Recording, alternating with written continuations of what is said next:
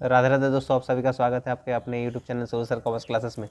तो पिछले वीडियो में हम लोग ज्योमेट्रिक प्रोग्रेशन का मल्टीपल चॉइस क्वेश्चन सॉल्व कर रहे थे। क्वेश्चन नंबर 1 से लेकर क्वेश्चन नंबर 10 तक सॉल्व कर चुके थे। तो आज आपको बताने वाले हैं क्वेश्चन नंबर 11 से लेकर क्वेश्चन नंबर 20 तक। तो बिल्कुल मिस मत कीजिएगा, ध्यान दीजिएगा और एक एक क्वेश्चन आपको सॉल्व करके बताएंगे। तो 10 के बाद देखिए क्वेश्चन नंबर 11 में क्या लिखा हुआ है। तो क्वेश्चन नंबर 11 में आपको दिया हुआ है, if the value of r is more than 1, that is r more than 1, then S n will be. तो यहाँ पर एस एन नहीं होना चाहिए, क्योंकि यहाँ पर देखिए फॉर्मूला जो आपको दिया हुआ है ये एस एन का फॉर्मूला नहीं है। ऑप्शन ए में दिया हुआ है ए डिवाइड बाई आर माइनस 1, ये सम ऑफ इनफाइनाइट का फॉर्मूला है ये।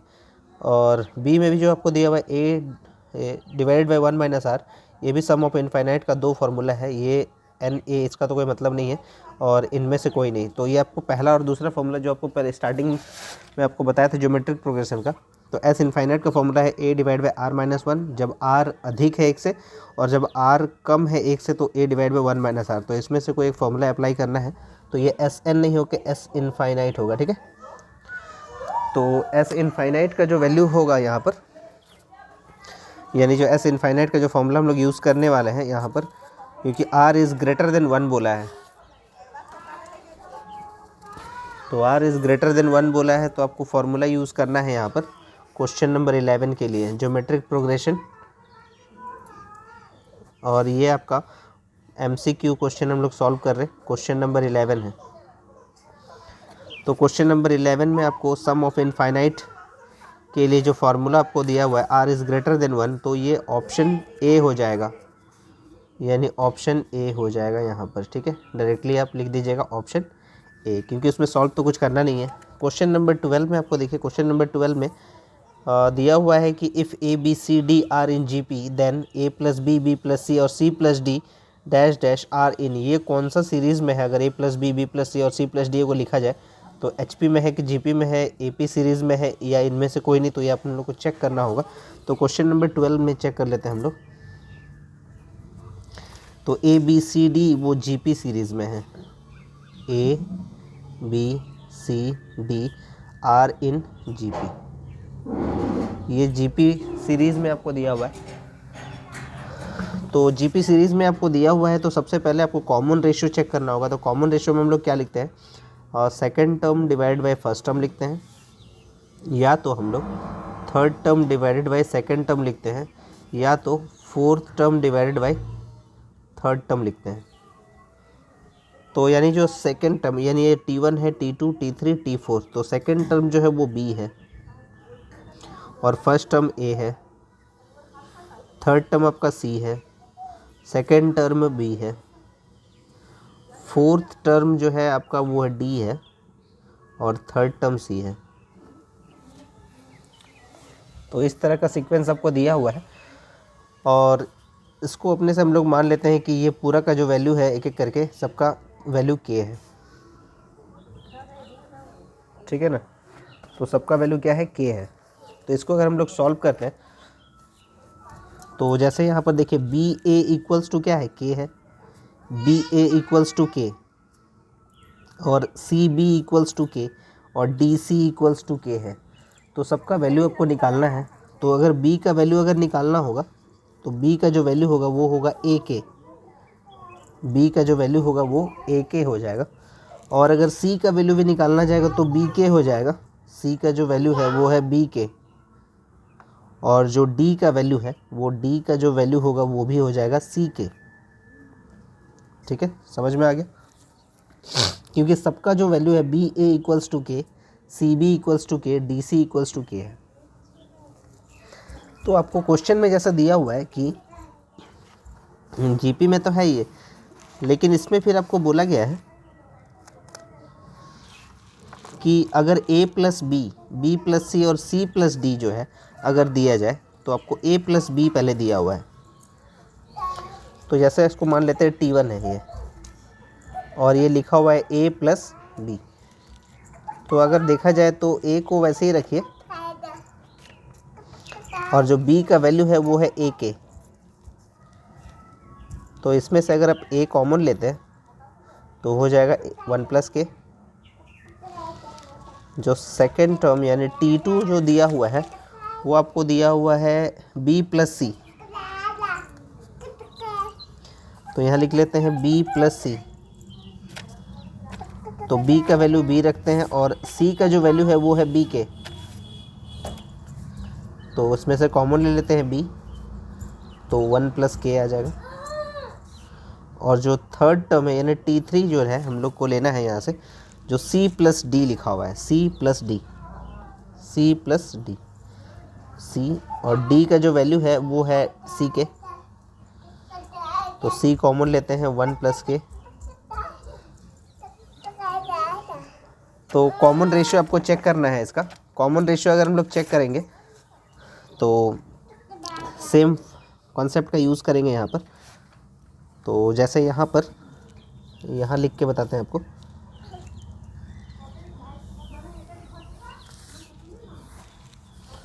यहाँ से लिख के बता रहे, ठीक है, कंटिन्यू कर रहे हैं क्वेश्चन नंबर 12 को ही। तो यहाँ हम लोग लिखते हैं कॉमन रेशियो निकालने के लिए second term divide by first term, या तो फिर third term divided by second term. तो सेकंड टर्म यानी T2 जो है वो हम लोग का है B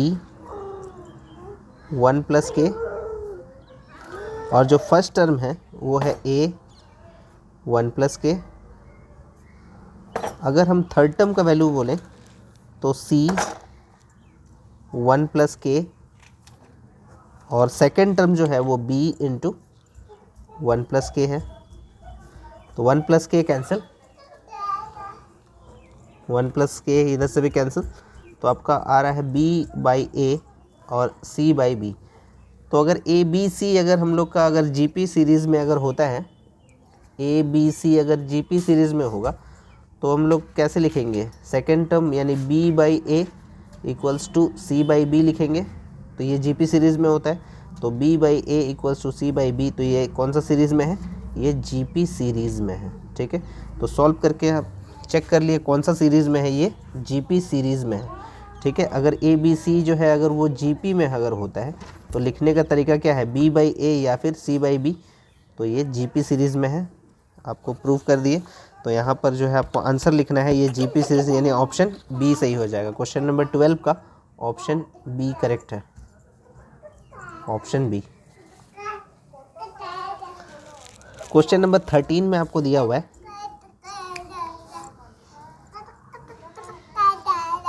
क्वेश्चन नंबर 13 में दिया हुआ है the sum up to infinity of the series 1/2 plus 1/4 plus 1/8 plus dash dash आपको दिया हुआ है इसमें। तो सम अप टू इन्फिनिटी जैसा क्वेश्चन दिया हुआ है उसके हिसाब से आपको बता रहे, जैसे आपको दिया हुआ है 1/2 प्लस 1/4 प्लस 1/8, और ये सम अप टू इन्फिनिटी दिया हुआ है, यानी सम अप टू इन्फिनिटी का साइन ये है। तो यहाँ सबसे पहले आपको एक फॉर्मूला आपको बताया था सम ऑफ इन्फिनिटी का, ये r इज़ ग्रेटर देन 1 हो सकता है या r इज़ लेस देन 1 हो सकता है। तो देख लेते हैं r डिसाइड करेगा कौन सा फॉर्मूला अप्लाई करना है हम लोगों को। तो जैसे यहाँ पर a का जो वैल्यू है वो है 1/2,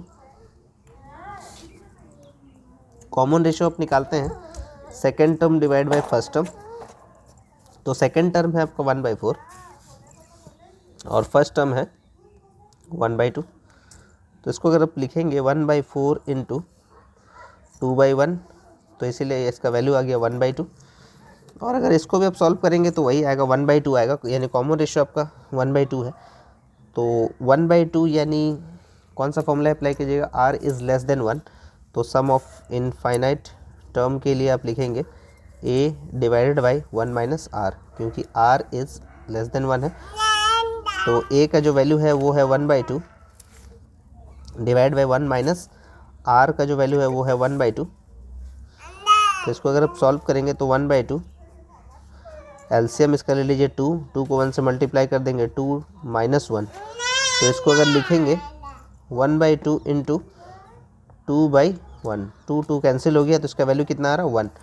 तो इसीलिए देखिए आपका 1 तो किसी में मैच नहीं कर रहा, 3/4 1/4 1/2, और इनमें से कोई नहीं, तो ये आपका ऑप्शन डी सही हो जाएगा, ऑप्शन डी सही हो जाएगा इस क्वेश्चन के हिसाब से। लेकिन आपको क्वेश्चन नंबर 13 का देखिए आंसर ए दिया हुआ है, तो ए तो नहीं आएगा आपका आंसर, क्योंकि आपको सॉल्व करके बता दिए कि 3/4 भी नहीं आ रहा, 1/4 भी नहीं है, 1/2 भी नहीं है, तो यानी ऑप्शन डी आपका सही हो जाएगा। तो क्वेश्चन नंबर 13 का हो जाएगा ऑप्शन डी। क्वेश्चन नंबर 13 के बाद क्वेश्चन नंबर 14 देख लेते हैं।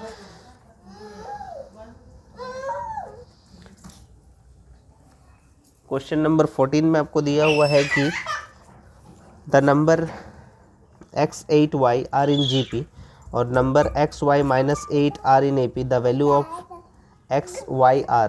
तो x और y का वैल्यू क्या होगा, तो ये ऑप्शन के हिसाब से हम लोग सॉल्व करेंगे तो इजीली आप सॉल्व कर पाएंगे, और नहीं तो ये लॉन्ग टाइप क्वेश्चन में आपको ये 3 या 4 मार्क्स के लिए आपको पूछा जाता है, तो इसको हम लोग मल्टीपल चॉइस में पूछा है तो हम लोग शॉर्ट में बनाएंगे इसको क्वेश्चन नंबर 14 को। तो क्वेश्चन नंबर 14 में आपको दिया हुआ है कि x है, 8 है और y है, ये GP में दिया हुआ है, ठीक है।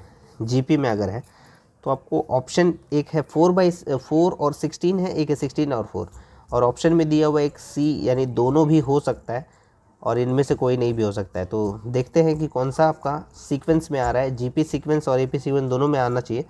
तो जैसे आपको x का वैल्यू अगर हम लोग 4 लेते हैं और यहाँ 8 बीच में दिया हुआ है, और y का वैल्यू अगर 16 आता है और ये GP में होता है, तो GP में आप क्या करते हैं, कॉमन रेशियो चेक करते हैं।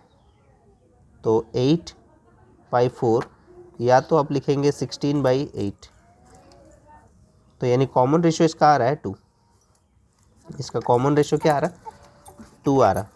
अगर ये GP में अगर होता है, अगर इसको AP में अगर लिखा जाए x y और -8 अगर AP में अगर होता तो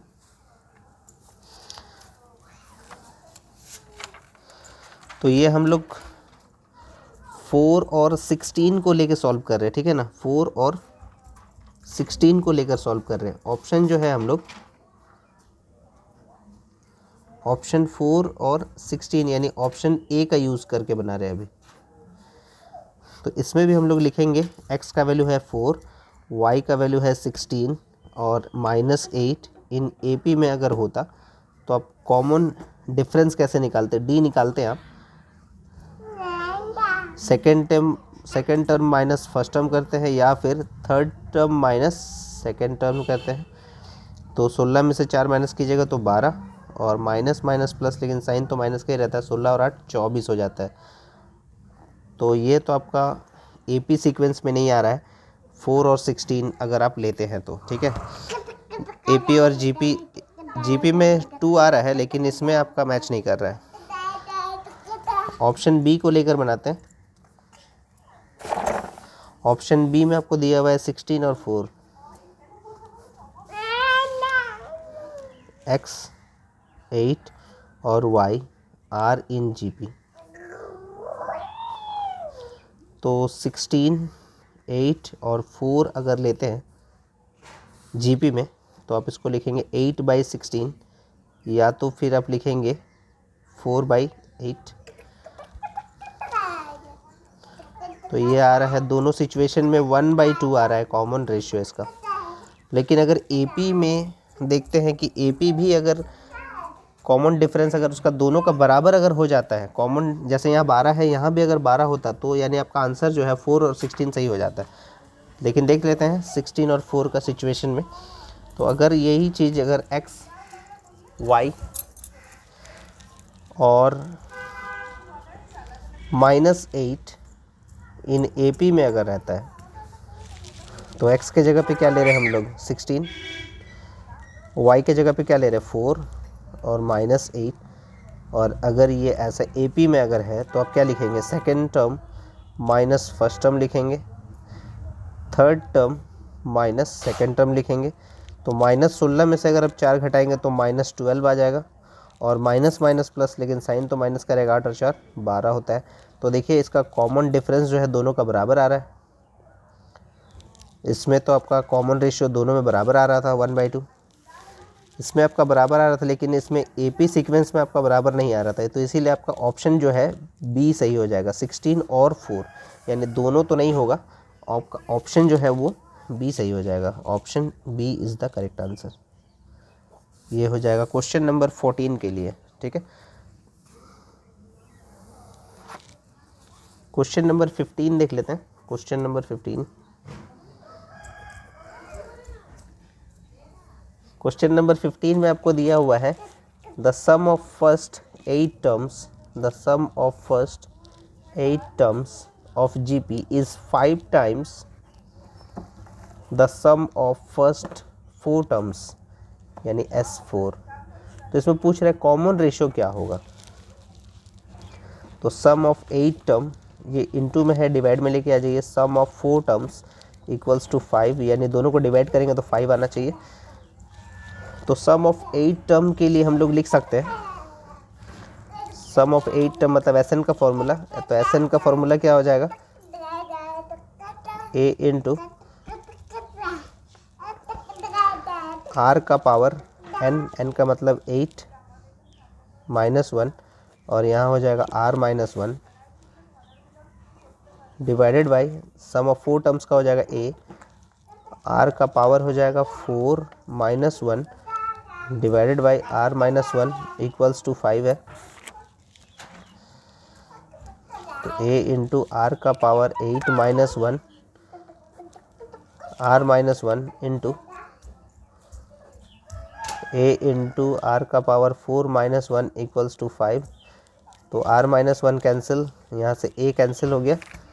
तो यहाँ आपका बच रहा है आर का पावर 8 माइनस 1, यहाँ आर का पावर 4 माइनस 1 इक्वल्स टू 5। अगर आप प्रूव कर सकते हैं तो आंसर आपका कॉमन रेशियो का आ जाएगा। तो कॉमन रेशियो देखिए यहाँ पर भी जो है ऑप्शन के हिसाब से बनाइए, इजीली बनेगा आपका, क्योंकि ऑप्शन ए में दिया हुआ है -√2, ऑप्शन बी में दिया हुआ है √2, या दोनों बोल रहे हैं, इनमें से कोई नहीं। तो देखते हैं हम लोग दोनों के हिसाब से बना के। ऑप्शन ए अगर हम लोग लेते हैं, taking option A,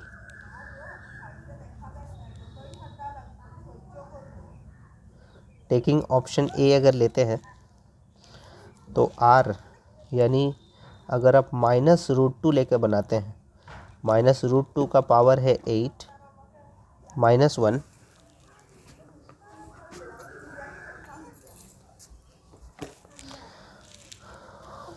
divided by -√2 का पावर 4 माइनस 1, आपको लाना है 5। प्रूफ अगर 5 हो जाता है तो सही है। तो अगर √2 को अगर 8 टाइम्स अगर मल्टीप्लाई किया जाए, 2√2 मिलकर 1 2 बनता है, 2 दूनी 4 8 16 में से 1 माइनस कर दीजिए 15। √2 को अगर 4 टाइम्स मल्टीप्लाई करते हैं तो 2√2 मिलकर 2 होता है, तो और 2 दूनी 4 हो जाएगा, 4 में से 1 माइनस कर दीजिए 3, और 3 बचे 15, यानी आपका 5 मैच कर गया। यानी आपका ऑप्शन ए अगर लेते हैं तो -√2 भी सही, -√2 फिलहाल सही है। अब देखते हैं √2 लेकर, taking option B, taking option B, r का पावर 8 मतलब √2 का पावर 8 माइनस 1, √2 का पावर 4 माइनस 1, आपको लाना कितना है, 5 लाना है।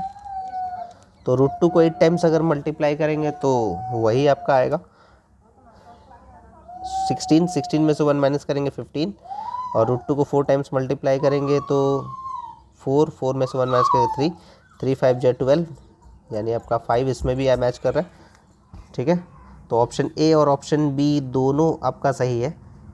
तो यहाँ पर आपका सही आंसर हो जाएगा ऑप्शन सी, क्योंकि इसमें दोनों लिखा हुआ है, तो दोनों से ही आप कॉमन रेशियो कैलकुलेट कर सकते हैं। तो इसलिए option C is the correct answer. तो आपका आर का जो वैल्यू होगा, जो आर का जो वैल्यू होगा वो या तो -√2 होगा या √2 होगा, यानी आपका दोनों आपका आंसर सही है। क्वेश्चन नंबर 16 देख लेते हैं।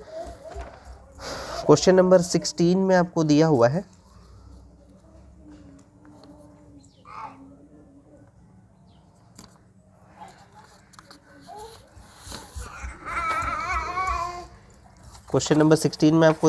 कि the first, second and 7th term of an AP are in G P and the common difference is 2, the second term of the A P is, ठीक है।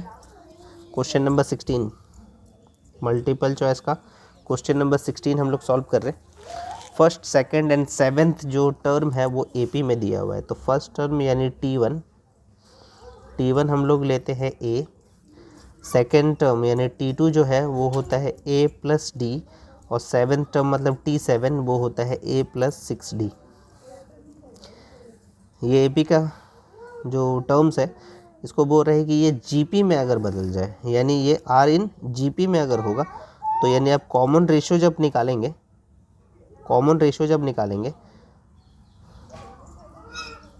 तो T2 बाई कॉमन रेशियो जब निकालेंगे तो A प्लस डी बाई ए हो जाएगा, और A plus 6d by A plus D हो जाएगा। तो इसमें क्रॉस मल्टीप्लाई करेंगे A plus D into A plus D, और इसको मल्टीप्लाई करेंगे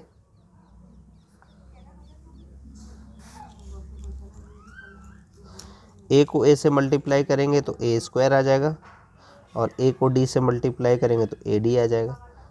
ए को डी से मल्टीप्लाई करेंगे तो ए डी आएगा, और प्लस में डी को डी से मल्टीप्लाई करेंगे तो डी स्क्वायर आ जाएगा। ए को ए से मल्टीप्लाई करेंगे तो ए स्क्वायर, और ये आ जाएगा 6AD हो जाएगा। तो A square plus 2AD plus D square, A square plus 6AD। तो यहाँ से आपका d का वैल्यू फाइंड आउट करना है। तो d का वैल्यू फाइंड आउट करने के लिए आपको यहाँ ए स्क्वायर प्लस में है, ये आपका राइट हैंड साइड में है तो इसको लेके आ जाइए लेफ्ट हैंड साइड में, ए स्क्वायर और plus D square equals to आप लिख सकते हैं 6AD minus 2AD, a square cancel, तो डी स्क्वायर इक्वल्स टू हो जाएगा 6 में से 2 माइनस करेंगे तो 4AD, और d आपको दिया हुआ है यानी कॉमन डिफरेंस जो है आपका वो 2 है। कॉमन डिफरेंस अगर 2 है यानी 2 का स्क्वायर और 4, और d का वैल्यू दिया हुआ है यानी 4 इंटू 2a हो जाएगा, यानी 4 इक्वल्स टू 8a।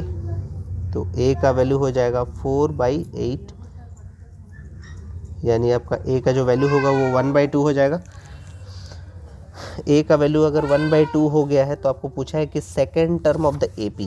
तो AP का सेकेंड टर्म क्या है, यानी T2 जो है AP का वो है a प्लस डी, और a का वैल्यू है 1/2 प्लस d का जो वैल्यू है वो आपको ऑलरेडी दिया हुआ है 2। तो 1 प्लस 2 को 2 से मल्टीप्लाई करेंगे तो 4, यानी आपका आंसर आ जाएगा सेकेंड टर्म का 5/2। तो आपका देखिए कौन सा ऑप्शन में मैच कर रहा है, 5/2 यानी ऑप्शन ए सही हो जाएगा।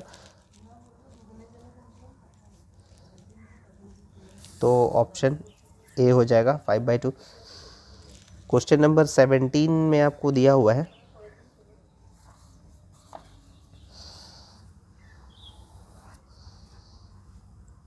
क्वेश्चन नंबर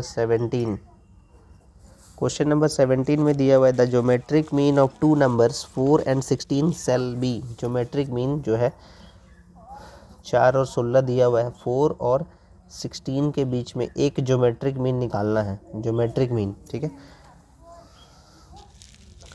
तो ज्योमेट्रिक मीन ये मिडिल टर्म का जो वैल्यू है वो स्क्वायर होता है, यानी GM यानी जी स्क्वायर इक्वल्स टू लिख सकते हैं A into B, G square equals to A into B. तो इसीलिए यहाँ पर हो जाएगा 4 इंटू 16, तो जी स्क्वायर इक्वल्स टू 64। तो g इक्वल्स टू क्या हो जाएगा, रूट अंडर 64, यानी 64 का रूट क्या होता है, 8 होता है। तो इसीलिए आपका सही आंसर हो जाएगा 8।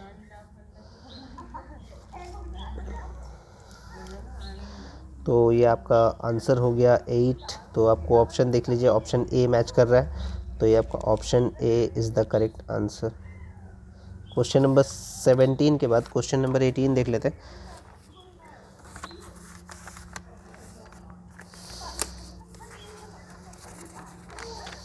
क्वेश्चन नंबर 17 तो क्लियर है सबका, ठीक है। तो क्वेश्चन नंबर 17 के बाद देख लेते हैं क्वेश्चन नंबर 18 में क्या लिखा हुआ है। क्वेश्चन नंबर 18 में आपको दिया हुआ है कि k-1 2k+1 6k+3 are in GP में अगर होगा तो k का वैल्यू क्या है। तो लिख लेते हैं पहले क्या दिया हुआ है। k-1 दिया हुआ है, 2k+1 दिया हुआ है और 6k+3।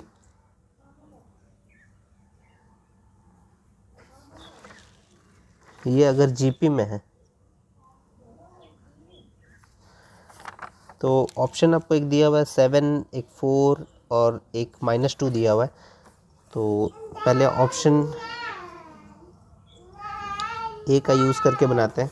ऑप्शन ए में दिया हुआ है 7, तो के के जगह पे अगर हम लोग 7 पुट करते हैं तो 7 - 1 2 × 7 + 1 और 6 × 7 + 3। ये जीपी में होगा, देखते हैं, चेक कर लेते हैं। 7 में से 1 माइनस करेंगे तो 6, 7 को 2 से मल्टीप्लाई कर दीजिए 14, 14 + 1 15 और 7 6 जब 42 + 3 यानी 45।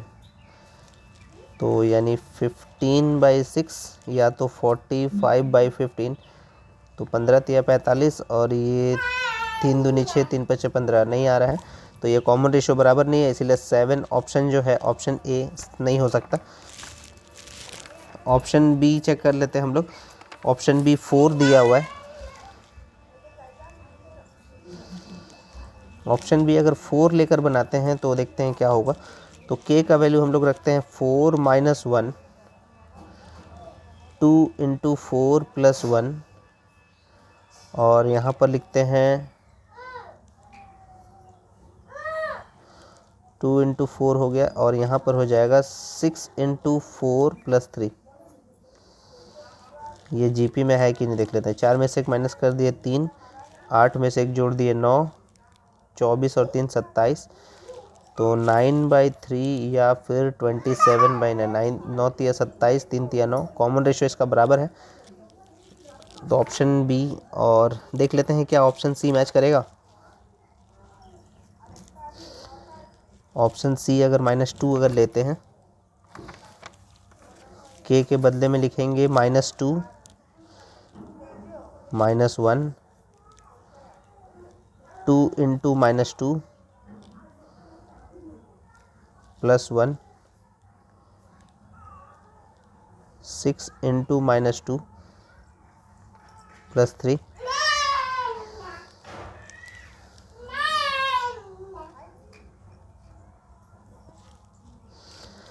तो ये आ जा रहा -3 -4 + 1 यानी -3 -12 + 3 -12 में 3 अगर माइनस करेंगे तो -9 आता है। तो ये -3 -3 -9 -3, तो 3 3 या 9, यहाँ पर आपका 1 आ जा रहा है। तो आपका जो है ऑप्शन बी जो है वो सही हो जाएगा। तो option B is the correct answer.